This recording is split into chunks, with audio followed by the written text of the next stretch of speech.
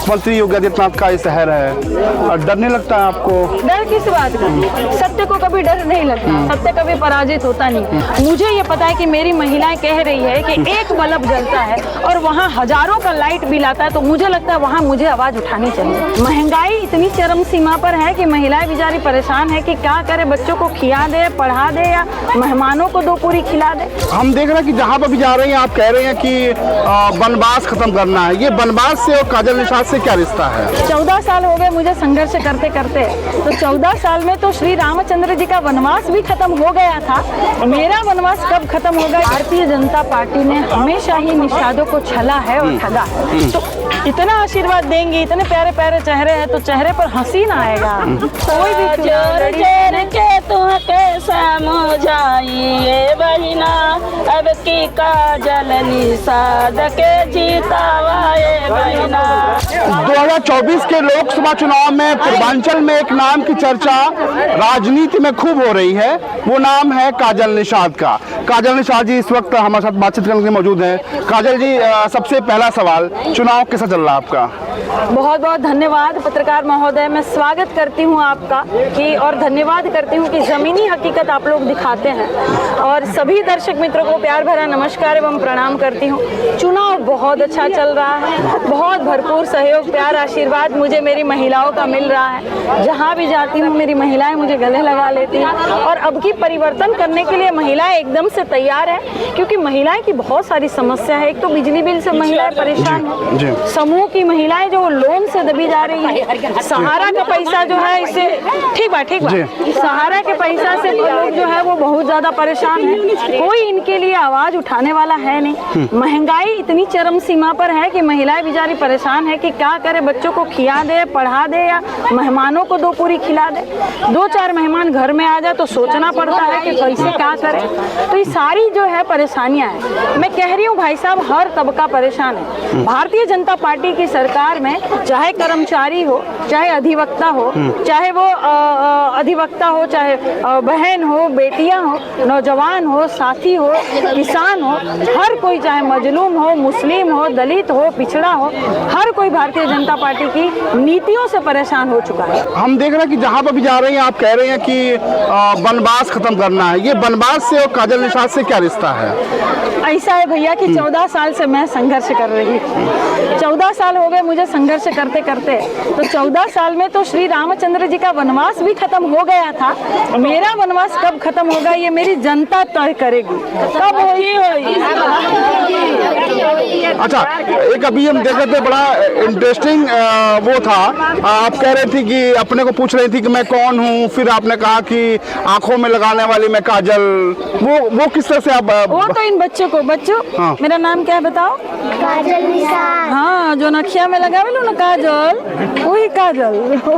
Bharatiya Janata party ने हमेशा ही निषादों को छला है और ठगा है। भारतीय जनता पार्टी ने भोजन भरी थाली हम निषादों की थी, वो भारतीय जनता पार्टी डकार है। ठीक है, दूसरी बात, रही बात हमारे ससुर जी की, वो हमारे साथ है और वो हमें आशीर्वाद दे रहे हैं पूरी तरह से। यहाँ तो जो है जो माननीय सांसद जी है, वर्तमान सांसद जी, वो नहीं आते हैं। हम कितनी बार बहनों को कहते हैं कि क्या आपने सांसद जी को देखा है, सवाल पूछते लाइव, और बहनें कहती है कि नहीं देखा है, और कुछ लोग कहती है कि देख ले हैं लेकिन टीवी में देख ले हैं। तो यही बात है कि पिक्चर में देख ले हैं। भाई आप नेता बन गए, आप अभिनेता से जो है वो नेता बने।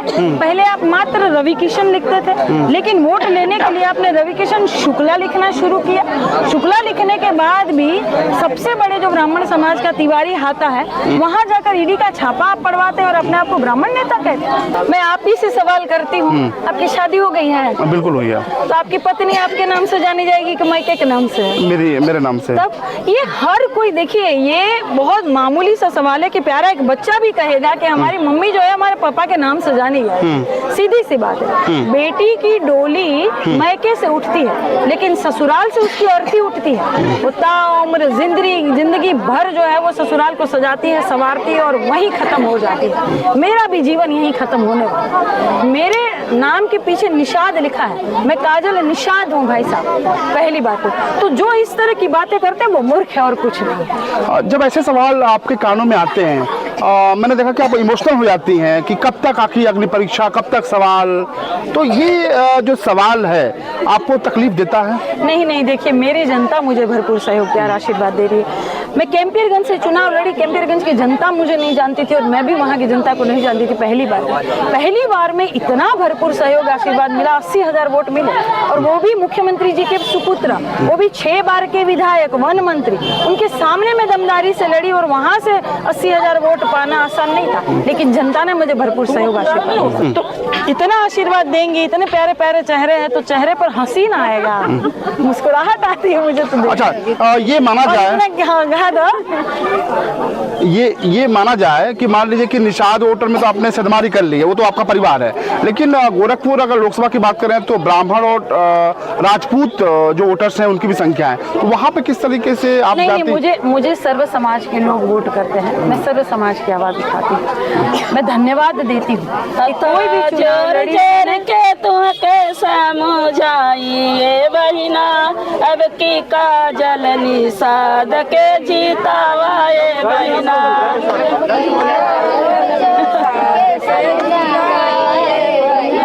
जोर के तुहके समझाई भैया, अब की काजल निषाद के जीतावा भैया, अब की काजल निषाद के जीतावा भैया, अब की काजल निषाद के जीतावा भैया, अब की काजल निषाद के जीतावा, काजल निषाद का साइकिल चुना चुन मिलल, काजल निषाद के साइकिल, अब साइकिल का बटन दबावा भैया, अब की काजल निषाद के जीतावा भैया, अब की काजल निषाद के जीतावा भैया। अथवा जोर के तुहके समझाई बहिना, अब की काजल निषाद के जीतावा भैया। काजल जी, ये तो गीत बड़ा खूबसूरत गीत है, लेकिन ये बताइए कि जैसे अभी तमाम जगहों पे हमने देखा कि समाजवादी पार्टी के भीतर भी तलवारें खिंची हुई हैं, आपको पार्टी के नेताओं का कितना सपोर्ट मिलता है? बहुत ज़्यादा। हाँ, बहुत ज़्यादा भरपूर सहयोग मिलता है। हर तरह से अगर आप देखेंगे तो जिस तरह से एक आंधी आई हुई है समाजवादी पार्टी की और गठबंधन सरकार की, ये कैसे आई हुई है, हर तरह से पार्टी का सपोर्ट मिल रहा है मुझे पूरी तरह से। आपके जो नेता हैं समाजवादी पार्टी के राष्ट्रीय अध्यक्ष अखिलेश यादव की बात करें तो पीडीए को एक सूत्र में बांधने की कोशिश कर रहे हैं, लेकिन तमाम नेताओं के जो तेवर देखने को मिले उसको कैसे देखती हैं? चाहे पल्लवी पटेल की बात करें या तमाम और नेता जिनको अखिलेश जी बढ़ाते हैं, जयंत चौधरी, पल्लवी पटेल, जिनको उन्होंने सब कुछ दिया, लेकिन जब मौका मिला तो धोखा मिला अखिलेश जी को, कैसे देखती हैं उनको? देखिए, हमारे जो नेता हैं वो बहुत समझदार भी हैं, सुलझे हुए भी, हर किसी की मदद करने वाले हैं, लेकिन दूसरे जो लोग हैं वो हमारे नेता को धोखा देते हैं और इससे जो है जनता में अच्छी एक सिंपैथी जा रही है।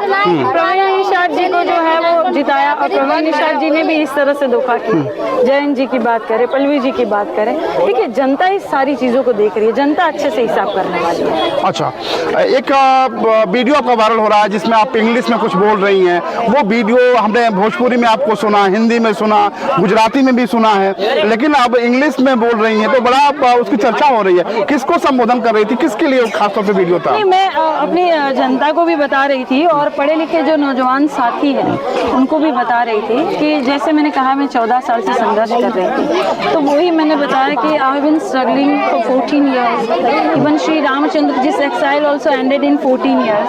When will my exile end? And I know my people will decide कि how long my exile will last. So I know कि life is struggle. So I am here for you always. कि कहने का अर्थ है कि 14 साल से संघर्ष कर रही हूँ, वनवास कब खत्म होगा, श्री रामचंद्र जी का हो गया, मेरा कब होगा आप डिसाइड करेंगे। और संघर्षी जीवन है, मैं जानती हूँ, तो मैं हूँ यहाँ हमेशा के लिए आपके लिए हूँ कि जितना ये लोग बिजली चलाती नहीं है उससे देखो है ना चाची? साल में 50,000 बिजली बिल ले आयल बा, एक बल्ब है और एक मतलब अच्छा। घरेलू मोटर। ये बात सही है। एक बल्ब हाँ 50,000 बिल ले आयल बा 5 साल। अच्छा। हम कहाँ से गरीब आदमी? इतना तो कमाई ना है बा, इतना तो रोजगार भी नहीं है। युवा साथी, नौजवान साथी वैसे ही आप देखेंगे घूमते रहते हैं। और 50,000 बिजली बिल 5 साल में आयल, हम कहाँ से भरल? हाँ तो बहुत परेशान है, महंगाई से महिलाएं सबसे ज्यादा परेशान है, युवा साथी बेरोजगारी से परेशान है। और जितना उत्तर प्रदेश में लव लेटर लीक नहीं होता, उससे ज्यादा तो पेपरवा लीक हो जाता है, उससे युवा साथी परेशान है। हाँ, यही सवाल मेरा अभी था। अभी मैं इस सवाल पे आता। अभी आपने कहा कि जितना लव लेटर नहीं लीक होता है उतना पेपर लीक होता है उत्तर प्रदेश में। अभी पुलिस भर्ती का जो पेपर हुआ वो तुरंत ही लीक हो गया। आप देखेंगे कि 70 लाख बच्चों ने आवेदन किया था और 400 रुपया आवेदन फीस थी। भरवाई फीस जो फॉर्म भरवाई थी वो 150 रुपया था और 10 रुपए का एडमिट कार्ड था। 560 रुपया मोटा मोटी ये हो गया। और भी खर्चे जोड़े तो 70 लाख बच्चों का अगर आप देखेंगे 500 करोड़ का घोटाला ये राज्य के सरकार ने कर दिया, कोई आवाज उठाने वाला नहीं। और अब योगी जी ने कहा कि पहले तो उन्होंने माना ही नहीं कि लीक हुआ है पेपर, और उसके बाद जब माना, जब विद्यार्थियों ने जो धरना किया तो उन्होंने कहा अच्छा ठीक है, हम 6 महीने में फिर से करवाएंगे। क्यों 6 महीने में भाई साहब, अभी क्यों नहीं? क्योंकि चुनाव बीत जाने के बाद इनकी क्या गारंटी के करवाएंगे कि नहीं करवाएंगे। दूसरी बात, इसका क्या अर्थ हुआ? इसका अर्थ तो ये हुआ कि एक बच्चे को बलबर कूट दिया गया और बच्चा रो रहा है तो कह दिया योगी जी ने, अच्छा बाबू ज्यादा कुटा गया बा, ठोक टूक के हम 6 महीने बाद लम चूस दे, चुप हो जाए। एक ही मतलब भइल का 6 महीने बाद पेपर को कोनो मतलब बा? इतना तैयारी करते हैं बच्चे।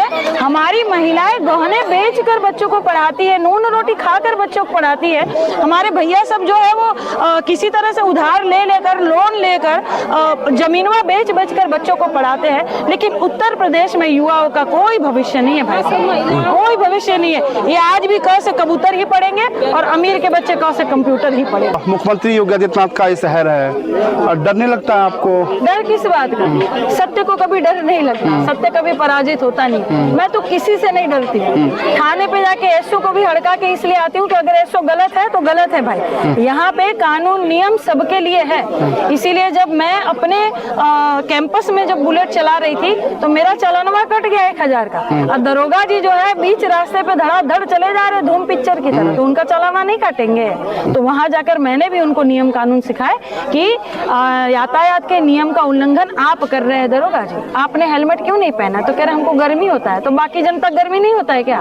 वहां तो चालानवा काट लेते हैं ये लोग। तो नियम कानून सबके लिए है, चाहे अमीर हो, चाहे गरीब हो, चाहे जनता हो, चाहे नेता हो, नियम कानून सबके लिए एक बराबर होना चाहिए। बस यही मैं बताती हूँ, इससे मुझे डर नहीं लगता। मुझे ये पता है कि मेरी महिलाएं कह रही है कि एक बल्ब जलता है और वहाँ हजारों का लाइट बिल आता है, तो मुझे लगता है वहाँ मुझे आवाज उठानी चाहिए। मुझे लगता है मेरी महिलाएं कह रही है कि मेरा बाबू सही से पढ़ लिख नहीं पा रहा है, धांधली हो रही है, तो मुझे आवाज उठानी चाहिए। मुझे लगता है महिलाएं कह रही है कि बहुत बेरोजगारी है और बहुत ज्यादा महंगाई है, तो मुझे आवाज उठानी चाहिए। इसी तरह कोरोना काल में भी मैंने आवाज उठाई और इसी तरह नोटबंदी में भी मैंने आवाज उठाई कि जिस तरह से इन्होंने धांधली किया।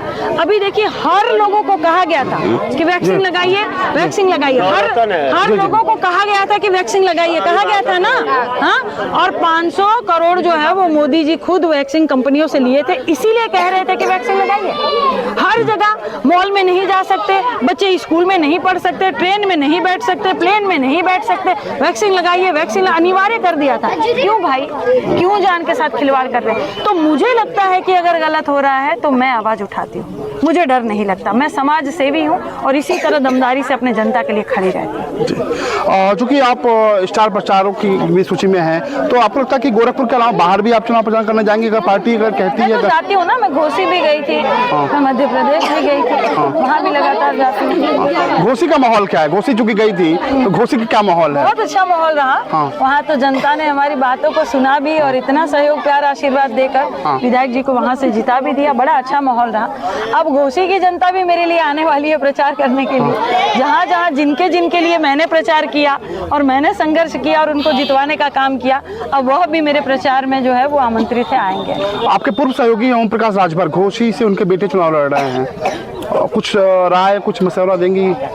बड़ा आपके राष्ट्रीय अध्यक्ष पे बड़ा आजकल बोल रहे हैं। जी जी, उन्होंने भी देखिए राष्ट्रीय अध्यक्ष जी ने उनको बड़ा मान सम्मान दिया था, हर जगह उनको साथ में लेकर चलते थे, चाहे वह बस में भी जाए तभी उनको साथ में लेकर चलते थे। लेकिन ओम प्रकाश जी जो है वो बहुत गलत टिप्पणियां करते हैं और उन्होंने भी उनके साथ गद्दारी करने का काम किया। जनता ये सारी चीज़ें देख रही है, ये सारी चीज़ें देख रही है, जनता उनको जवाब देने का काम करेगी। अच्छा, आपने गद्दारी की बात आई, चूंकि वक्त कम है आपके पास भी, पल्ली पटेल और तमाम पहले भी मैंने जिक्र किया, इन लोगों को क्या नसीहत देंगी जिस तरीके से पार्टी के साथ, अखिलेश जी के साथ, जयंत चौधरी, पल्ली पटेल? मैं देखिए इतना कहना चाहती हूँ कि जो पार्टी आपको मान सम्मान देकर जितवाने का काम कर रही है, कम से कम उनका तो साथ दीजिए, अपने समाज का तो मान सम्मान रखिए। यही समाज आपको जितवाने का काम करते हैं, इन्हीं को छोड़कर आप चले जाते हैं। यही समाज आपको भोजन भरी थाली देते हैं और इन्हीं भोजन भरी थाली को आप बेचने का काम करते हैं। इतना तो मान सम्मान दीजिए, इस तरह से गलत काम है, ये नहीं करना चाहिए। चलिए, आखिरी सवाल मेरा ये है कि बनवास पर फिर मैं आ रहा हूँ, एक भावनात्मक अपील भी आप लोगों से कर रही हैं, लोगों से मिल रही हैं,